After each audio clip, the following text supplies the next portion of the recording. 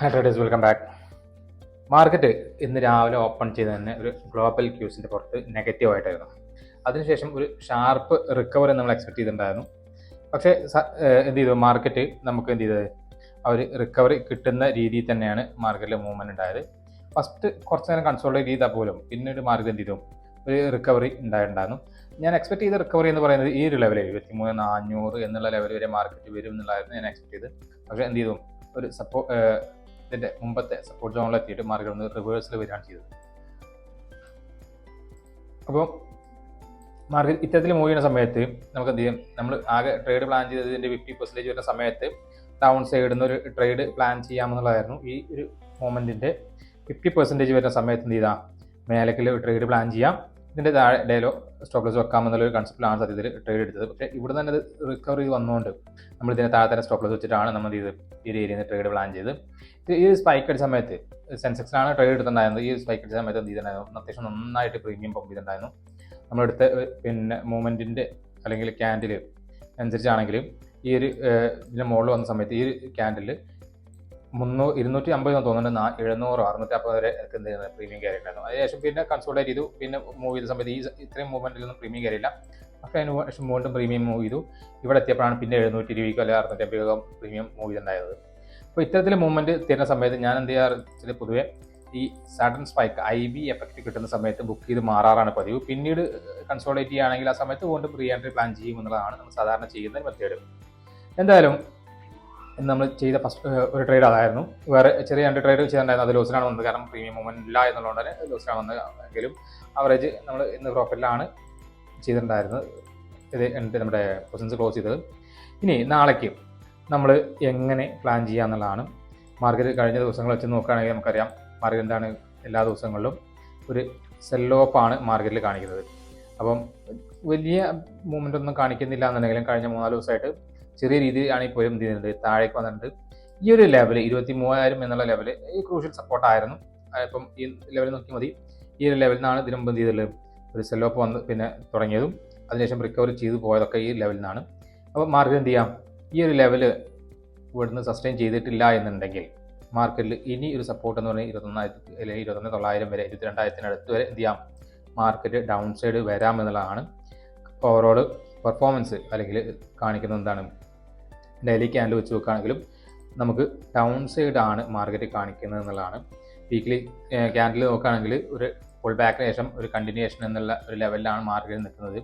അപ്പോൾ ഒന്നല്ല എന്ത് ചെയ്യാം, വീക്കിലി നോക്കുകയാണെങ്കിൽ ഈ ഒരു ക്യാൻഡിലിൻ്റെ ലോ ടെസ്റ്റ് ചെയ്യാൻ എന്ത് ചെയ്യാം, മാർക്കറ്റ് വരാനുള്ള സാധ്യത വളരെ കൂടുതലായതുകൊണ്ട് നിലവിൽ നമ്മൾ ഒരു ബിയറിഷ് ട്രെൻഡിലാണ് മാർക്കറ്റ് നോക്കിക്കാണുന്നത്. നാളേക്കുള്ള ട്രേഡുകൾ നമ്മൾ പ്ലാൻ ചെയ്യുന്നത് എങ്ങനെയാണെന്ന് വെച്ച് കഴിഞ്ഞാൽ, മാർക്കറ്റിൽ എന്ത് ചെയ്യാം, ഈ ഒരു സോൺ ബ്രേക്ക് ഡൗൺ കിട്ടുകയാണെങ്കിൽ നാളെ ഫ്ലാറ്റ് ഓപ്പൺ ചെയ്ത് ഈ ലെവലിൽ ബ്രേക്ക് ഇരിക്കുകയാണെങ്കിൽ ഈ ഒരു ലെവൽ താഴെ വരികയാണെങ്കിൽ ഫസ്റ്റ് നമ്മൾ 22,950, അതിനുശേഷമാണെങ്കിൽ അതിലും ഒരുപാട് താഴത്താണ് നമ്മൾ ടാർഗറ്റ് പ്ലാൻ ചെയ്യുന്നത്. കാരണം കഴിഞ്ഞ ദിവസങ്ങളെ വെച്ച് നോക്കുകയാണെങ്കിൽ ഇവിടെ എന്തുണ്ട്, കാര്യമായിട്ട് സപ്പോർട്ടുകളൊന്നും നമുക്ക് ഫൈൻഡ് ചെയ്യാൻ പറ്റുന്നില്ല. അത്രയും നല്ല മൂവ്മെൻറ്റ് മാർക്കറ്റ് എന്ത് ചെയ്തിട്ടുണ്ട്, തന്നിട്ടുണ്ട് എന്നുള്ളത് തന്നെയാണ്. നമുക്ക് പിന്നെ ജസ്റ്റ് ഒന്ന് നോക്കിയാൽ അങ്ങനെ കാണാൻ പറ്റും എവിടെയാണ് മാർക്കറ്റ് എന്ത് ചെയ്തുള്ളത്, സപ്പോർട്ട് എടുത്തുള്ളത്. ഈ ഒരു ലെവൽ 22,900 എന്ന ലെവൽ അത് കഴിഞ്ഞാൽ മാർക്കറ്റ് എന്ത് ചെയ്യാം, അതിലും താഴെ വരാനുള്ള സാധ്യത നമുക്ക് എന്ത് ചെയ്യാം നോക്കാം.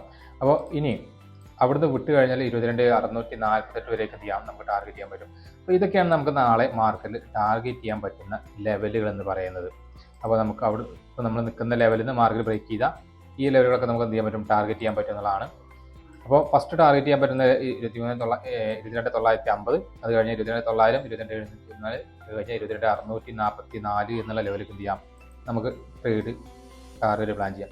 പക്ഷേ നാളെ നമ്മൾ എന്ത് ചെയ്യുന്നില്ല, ഒരു കണ്ടിന്യൂഷൻ ആണെങ്കിൽ, വലിയ ഗ്യാപ്പ് ഡൗൺ ആണെങ്കിൽ, നാളെ മാർക്കറ്റ് ഓപ്പൺ ചെയ്യുന്നതിന് ഇവിടെയാണെങ്കിൽ ഇന്നത്തെ പോലെ തന്നെ നമ്മൾ എക്സ്പെക്ട് ചെയ്യുന്നത് എന്ത് ചെയ്യണം, മാർക്കറ്റ് ഇവിടെ റിക്കവറിയാണ് എക്സ്പെക്ട് ചെയ്യുന്നത്. First Hafil recovery, second Hafil cell of വന്നാൽ മാത്രമേ എന്ത് ചെയ്യുന്നുള്ളൂ, നമ്മൾ സെല്ലിങ് പ്ലാൻ ചെയ്യുന്നുള്ളൂ. അതിന് കാരണം എന്ന് പറയുന്നത് കഴിഞ്ഞ ദിവസങ്ങളിലെ ഈ ഒരു കണ്ടിന്യൂഷൻ ആണെന്ന് മാത്രമാണ്. ഫ്ലാറ്റ് ഓപ്പൺ ചെയ്ത് വന്നാൽ മാത്രമേ എന്ത് ചെയ്യുന്നുള്ളൂ, നമ്മൾ താഴേക്ക് പ്ലാൻ ചെയ്യുന്നുള്ളൂ. ഗ്യാപ്പ് ഡൗണിലാണെങ്കിൽ ഫസ്റ്റ് റിക്കവറിയാണ് നമ്മൾ എക്സ്പെക്ട് ചെയ്യുന്നത്, അതിനുശേഷം നമ്മൾ എന്ത് ചെയ്യുന്നുള്ളൂ, സെൽ ഓഫ് എക്സ്പെക്ട് ചെയ്യുന്നുള്ളൂ. ഇനി ഗ്യാപ്പ് അപ്പിലാണെങ്കിൽ, നാളെ ഒരു ഗ്യാപ്പ് അപ്പ് ആണെങ്കിൽ എന്ത് ചെയ്യാൻ പറ്റും, നമുക്ക് വലിയ ട്രേഡുകളൊന്നും ഞാൻ പ്ലാൻ ചെയ്യുന്നില്ല. ഗ്യാപ്പ് അപ്പിലാണ് ഓപ്പൺ ചെയ്യുന്നുണ്ടെങ്കിൽ ഇവിടുന്നെങ്കിലും ഒരു സെൽ ഓഫ് കിട്ടുകയാണെങ്കിൽ അപ്പോൾ ഞാൻ എന്ത് ചെയ്യും, താഴത്തേക്കുള്ള ട്രേഡ് ആയിരിക്കും പ്ലാൻ ചെയ്യുക. ഒരിക്കലും മേലേക്ക് ഞാൻ എന്ത് ചെയ്യുന്നില്ല, നാളെ ട്രേഡ് പ്ലാൻ ചെയ്യുന്നില്ല. ഈ ഒരു ലെവൽ എത്തിയാൽ മാർക്കറ്റ് തിരിച്ച് പോരും എന്നുള്ളതാണ് ഞാൻ എക്സ്പെക്ട് ചെയ്യുന്നത്. അപ്പം ഈ ഒരു ലെവൽ കിട്ടുന്ന സമയത്ത് ഞാൻ സെൽ ഓഫ് മാത്രമായിരിക്കും നോക്കുന്നുണ്ടാവുക. ഇതാണ് നിഫ്റ്റിയിൽ നാളെ നമ്മൾ ട്രേഡ് പ്ലാൻ ചെയ്യുന്ന ഈ ഒരു രീതിയിലാണ്. ഇനി നാളെ സെൻസെക്സിൻ്റെ എക്സ്പയറി ഇവിടെയാണ്. അപ്പോൾ സെൻസെക്സും ഏകദേശം സെയിം സിനാരിയോ ആണ് ക്രിയേറ്റ് ചെയ്യുന്നത്. അപ്പോൾ ഇത്രയും ദിവസത്തെ ചാർട്ട് നോക്കുകയാണെങ്കിൽ നമുക്ക് മനസ്സിലാക്കാൻ പറ്റുന്ന ഒരു കാര്യം എന്ന് പറഞ്ഞാൽ നമുക്ക് നോക്കിയാൽ കാണാൻ പറ്റും പിന്നെ കഴിഞ്ഞ ദിവസങ്ങളൊക്കെ മാർക്കറ്റ് എങ്ങനെയാണ് ബിഹേവ് ചെയ്യുന്നത്. എന്താണോ നിഫ്റ്റി മൂവ് ചെയ്തുള്ളത് സെയിം ചാർട്ടാണ് സെൻസെക്സിന് വന്നുള്ളത്. അപ്പോൾ ഈ ഒരു സോൺ നിലവിൽ എന്ത് ചെയ്തിട്ടുണ്ട്,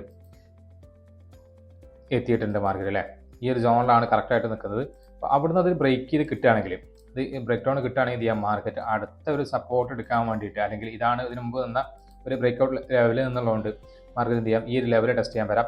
അവിടുന്ന് അത് ബ്രേക്ക് ചെയ്യുകയാണെങ്കിൽ എന്ത് ചെയ്യാം, നമുക്ക് ടാർഗറ്റ് ചെയ്യാൻ പറ്റുന്ന ഏരിയ എന്ന് പറയുന്നതായിരിക്കും. കാരണം ഇവിടെ നാളെ ഗ്യാപ്പ് ഡൗണിലോ ഓപ്പൺ വലിയ ഗ്യാപ്പ് ഡൗൺ ആണെങ്കിൽ നമ്മൾ എന്ത് ചെയ്യുന്നില്ല, ട്രേഡുകൾ പ്ലാൻ ചെയ്യുന്നില്ല, റിവേഴ്സൽ ട്രേഡ് ആയിരിക്കും എന്ന് പറഞ്ഞു.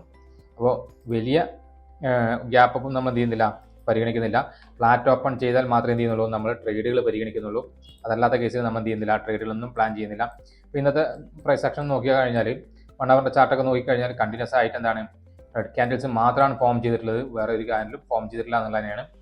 ഇനി ഈ 1 അവറിൻ്റെ ക്യാൻഡിൽസിന് തന്നെ നമുക്ക് നോക്കുകയാണെങ്കിൽ ഈ ഒരു ബ്രേക്ക് ഔട്ട് ക്രിയേറ്റ് ചെയ്ത ഏരിയ നമുക്ക് നോക്കാം. ഒന്ന് ഈ ഒരു ലെവലിൽ 25,268 എന്നുള്ള ലെവൽ എന്ത് ചെയ്യാം, മാർക്കറ്റ് സപ്പോർട്ട് എടുത്ത് കയറാനുള്ള സാധ്യതയുള്ള ഒരു ഏരിയയാണ്. അത് കഴിഞ്ഞാൽ മാർക്കറ്റ് സപ്പോർട്ട് എടുക്കാൻ സാധ്യത എന്ന് പറയുന്നത് ഈ ഒരു ലെവലാണ്, 74,447 ആണ്. അപ്പോൾ ഇത്തരത്തിൽ മാർക്കറ്റ് താഴേക്ക് വരുന്ന സമയത്ത് നമുക്ക് ചെയ്യാൻ പറ്റില്ല, ഗ്യാപ്പ് ഡൗൺ ഓപ്പൺ ചെയ്ത് ഈ ഒരു ഏരിയയിൽ വന്നിട്ട് തിരിച്ച് കയറുകയാണെങ്കിൽ, ഇപ്പം നാളെ ഓപ്പൺ ചെയ്യുന്നത് തന്നെ ഈ ഒരു ഏരിയയിലാണെങ്കിൽ ഫസ്റ്റ് ക്യാൻഡിൽ ബുള്ളിഷ് ആണോ ബിയറിഷ് ആണോ നോക്കുന്നത്. ഫസ്റ്റ് ക്യാൻഡിൽ ബുള്ളിഷ് ആണെങ്കിൽ ഞാൻ എന്ത് ചെയ്യും, ഈ ക്യാൻഡിലെ താഴെ സ്റ്റോപ്പ് എടുത്തിട്ട് മേലേക്ക് ട്രേഡ് പ്ലാൻ ചെയ്യും. അപ്പം ഇതുവരെയൊക്കെ എന്ത് ചെയ്യാം, നമുക്ക് ടാർഗറ്റ് ചെയ്യാം. ഇവിടുന്ന് ഒരു പ്രൈസ് ആക്ഷൻ ഫോം ചെയ്ത് ഡൗൺ സൈഡ് തന്നെ പോരുകയാണെങ്കിൽ നമ്മൾ ഡൗൺ സൈഡ് ട്രേഡും പ്ലാൻ ചെയ്യും. കണ്ടിന്യൂഷൻ എന്തായാലും പ്ലാൻ ചെയ്യുന്നില്ല, ഇവിടുന്ന് താഴത്തേക്ക് പ്ലാൻ ചെയ്യും. ഇല്ല ഫ്ലാറ്റ് ഓപ്പൺ ചെയ്തിട്ടാണെങ്കിലോ ഈ ലെവലിൽ നമ്മൾ താഴത്തേക്കാണ് ട്രേഡ് പ്ലാൻ ചെയ്യുന്നത്. ഗ്യാപ്പ് അപ്പിൽ നമ്മൾ ട്രേഡ് ഒഴിവാക്കും, കാരണം സെല്ലേഴ്സ് ഇവിടെയും ഈ ഒരു ഏരിയയിലും ആക്റ്റീവ് ആവും എന്നുള്ളത് തന്നെയാണ്. അപ്പം ഇതിനുള്ളിൽ തീരും എന്നുള്ളതാണ് ഫസ്റ്റ് കാര്യം. ഈ ഒരു ഏരിയയിൽ മാർക്കറ്റ് നിൽക്കുകയാണെങ്കിൽ സെല്ലേഴ്സിന് അനുകൂലമായിട്ടുള്ള മാർക്കറ്റ് ആവും എന്നുള്ളതുകൊണ്ട് ട്രേഡ് പ്ലാൻ ചെയ്യുന്നില്ല. ഇനി ഇതിൻ്റെ മുകളിൽ ഗ്യാപ്പ് അപ്പ് ഓപ്പൺ ചെയ്യുകയാണെങ്കിൽ മാത്രമേ എന്ത് ചെയ്യുന്നുള്ളൂ, നമ്മൾ ട്രേഡുകൾ എന്തെങ്കിലും നോക്കുന്നുള്ളൂ, അതല്ലെങ്കിൽ നമ്മൾ ട്രേഡുകൾ പ്ലാൻ ചെയ്യുന്നില്ല എന്നുള്ളതാണ്. ഇതൊക്കെയാണ് നാളേക്കുള്ള നമ്മുടെ നിഫ്റ്റിയുടെയും സെൻസെക്സിലെയും അനാലിസിസും. നിഫ്റ്റി ബാങ്ക് നോക്കുക, നിഫ്റ്റി ബാങ്കും സെയിം സിനാരിയോ തന്നെയാണ് ക്രിയേറ്റ് ചെയ്യുന്നത്.